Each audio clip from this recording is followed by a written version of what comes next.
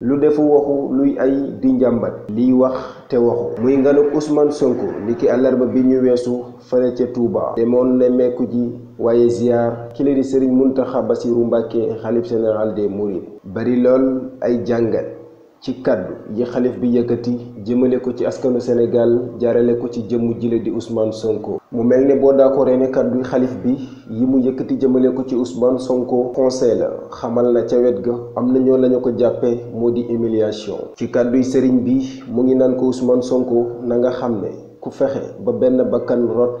kooke fa jasaa'uhu jahannam lee waral ñu defuk fàttali ci jëmm joojee di Ousmane Sonko mooy ka jogoon wutali palais de justice war a jàkkarloo ak doyen des juges tànn yoon wa mu nar a jaar ñu ni ko xalaa Manir Badjo xalaa fii doo fi jaar fa mu ne ca biir otoom ca la participer ci manifestation non autorisée foofee ca biir otoom it fa la defee trouble à l'ordre public. Même la presse quitte à ce qu'il rentre chez lui. Après les gens vont prendre un mandat d'amener parce qu'il joue en réalité. ca noonee ak la fa jot a xew yépp ñu ne ko coppet yóbbu ci kër gu mag ga ñu dippee Samba Diéry Diallo kon bii discours ak dëggum kenn du ko natable